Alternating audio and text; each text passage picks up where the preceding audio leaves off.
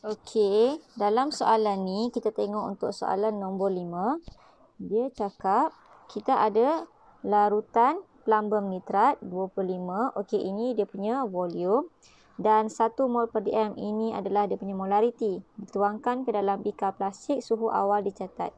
Kemudian suhu awal, kita ada larutan yang kedua, kalium sulfat. Okey, yang ini dia punya volume, yang ini dia punya molariti. Kemudian suhu dia pun catat juga. So ini dia campurkan, ini adalah haba pemendakan. Okey. So bila haba pemendakan, dia campurkan kedua-dua larutan, apa yang dia dapat? Okey. Ini suhu larutan plumbum nitrat yang pertama. Ini suhu larutan kalium sulfat yang pertama. Okey. So antara maklumat yang lagi yang dia beri, so yang ini adalah suhu awal. Okey, macam mana nak dapat dia punya perubahan suhu, awak tambahkan kedua-dua ni, kita akan dapat 28.5 tambah dengan 29, kita cari purata. Okey, kita bahagi dengan 2. Okey, kita dapat suhu awal larutan dan kita tolak, kita ambil suhu akhir untuk dapatkan dia punya data. Okey, so nanti kita akan dapatlah antara maklumat yang dibagi. Kemudian kita ada C, kita ada yang ini. Okey. So, soalan minta kita hitung haba pemendakan.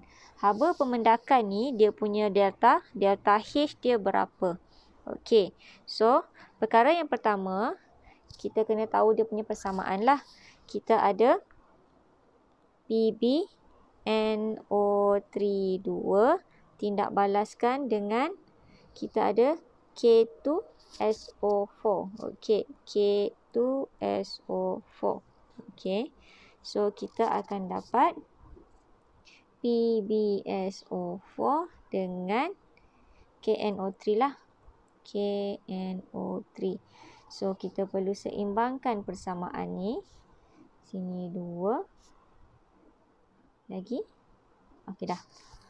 Okey dah seimbang.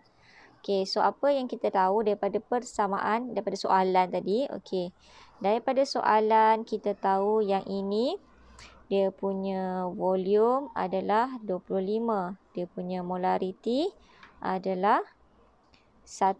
Okey, 1 mol dm.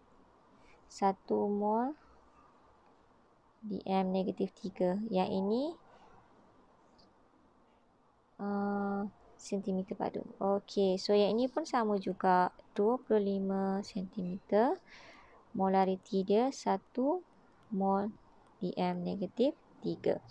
Okey, so macam mana nak selesaikan ni? Kita akan gunakan dua persamaan, iaitu persamaan yang pertama kita guna persamaan N sama dengan mV per 1000, di mana kita guna persamaan ni untuk cari mol.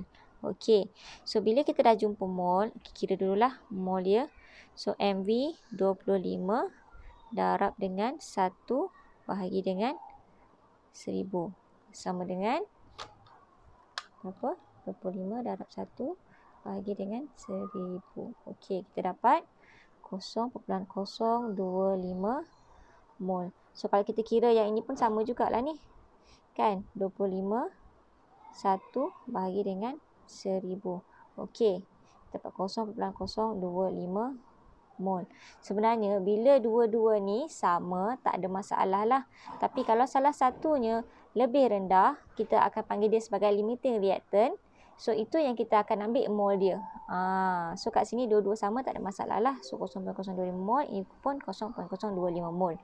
Okey, sebelum kita cari haba penyesaran, kita kena cari dulu haba untuk eksperimen ni berapa. So kita guna Q sama dengan MC theta.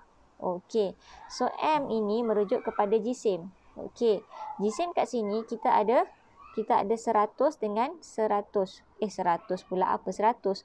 25 dengan 25. Okey, so maksudnya total isi padunya adalah 50 cm padu. Macam mana kita nak cari jisim? Dekat soalan tu dia dah bagi nampak yang ini. So maksudnya jisim dia kita darab dengan 1 gram sentimeter negatif. Okey, potong-potong kita dapat dia punya jisim sama dengan 50 gram. Okey, M dah ada. Okey, C dia dah bagi dalam soalan. C dia kat mana? C dia yang ini. Okey. Dan sekarang ni kita perlu cari dia punya perubahan suhu. Okey, perubahan suhu dia tadi macam mana nak cari? Okey. Kira kat atas lah. Okey, dia punya perubahan suhu. Mula-mula kita kira dulu suhu asal ni berapa. Okey, suhu asal kita cari purata. 28.5 tambah dengan 29.5. Okey, bahagi dengan 2. Okey, maksudnya suhu asalnya 29. Okey, suhu masa tindak balas 31.5. So, perubahan suhu adalah 31.5 tolak dengan 29. Okey, 31.5 tolak 29. So, perubahan suhunya adalah 2.5 darjah Celsius. Okey. So, perubahan suhunya kita ada yang ini. Berapa tadi? 2.5 darjah Celsius. Okey. So, kita boleh carilah dia punya Q kat sini.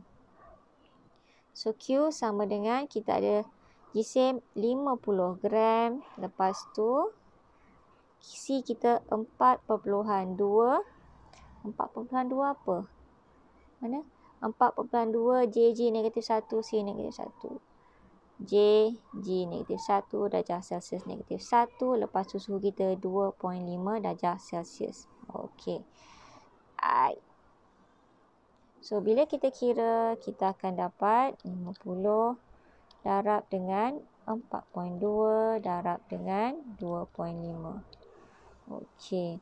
So, kita akan dapat 525 Joule. Okey, so ini suhu untuk suhu pula. Haba untuk tindak balas yang ni. So, tindak balas ini mewakili 0.025 mol. Okey, so ingat kalau haba penyesaran dia mesti 1 mol. Okey. So, 5.25 Joule untuk 0.025 mol. Okey. So, kalau haba penyesaran 1 mol, dia mesti 1 mol. 1 mol sama dengan berapa? H kita akan bersamaan dengan 1 bahagi dengan 0.025 mol. Okey, darab dengan 525 Joule. Okey, kita dapat 21,000 Joule. Okey, so ingat ini mesti dalam kilojoule. Kita bahagi je lah dengan 1000. So, kita dapat 21 kilojoule. Dan bila kita nak tulis delta H, okey, ini adalah haba pemendakan. Kita kena letak negatif dekat depan. Okey, dah settle.